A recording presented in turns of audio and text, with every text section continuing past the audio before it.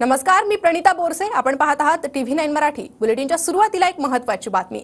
विधानसभा निवडणुकीसाठी संघ आमदारांची कार्यशाळा घेणार असल्याची माहिती सूत्रांनी दिली आहे. पुण्यात भाजपच्या आमदारांसाठी कार्यशाळेचं आयोजन करण्यात आलं असल्याची माहितीही सूत्रांकडून मिळते. आमदारांना प्रशिक्षित करून विधानसभेचा आढावा देखील घेणार आहे अशी माहिती सूत्रांनी दिली आहे. तर पुढील आठवड्यात पुण्यात कार्यशाळा सुरू होणार असल्याची माहिती मिळते.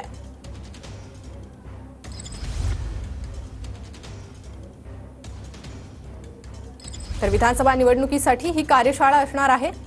पुढील आठवड्यात पुण्यात कार्यशाळा सुरू होणार असल्याची माहिती सूत्रांकडून मिळते. प्रशिक्षित करून विधानसभेचा आढावा हा आमदारांकडून घेतला जाणार आहे. महत्त्वाची बातमी आपण पाहत आहोत. तर विधानसभा निवडणुकीसाठी संघ आमदारांची कार्यशाळा घेणार असल्याची माहिती सूत्रांकडून मिळते. अधिक अपडेट आपण घेणार आहोत आपले प्रतिनिधी प्रदीप कापसे यांच्याकडून. प्रदीप, काय अधिक माहिती या संदर्भात? आपल्याला माहिती आहे की लोकसभा निवडणुकीमध्ये महायुतीला जोरदार धक्का जो आहे तो पाहायला मिळाला. म्हणजे भाजपचं अनेक जागांवरती मोठं नुकसान जे आहे ते झालेलं आहे. आगामी विधानसभा निवडणूक तोंडावरती आहे आणि या दृष्टीने आता संघाकडून आमदारांची कार्यशाळा जी आहे ती पुण्यामध्ये घेतली जाणार आहे. काही निवडक आमदारांना संघाकडून प्रशिक्षित केलं जाईल आणि त्यांना प्रशिक्षण देऊन विधानसभा निवडणुकीचा आढावा जो आहे तो संघाकडून घेतला जाणार असल्याची माहिती सूत्रांकडून मिळते.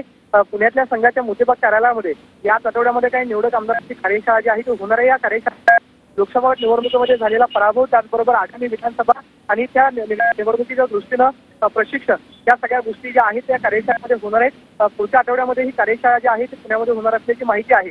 विधानसभा निवडणुकीच्या दृष्टीनं संघाकडूनच थेट आता आमदारांना मार्गदर्शन जे आहे ते केलं जाणार आहे.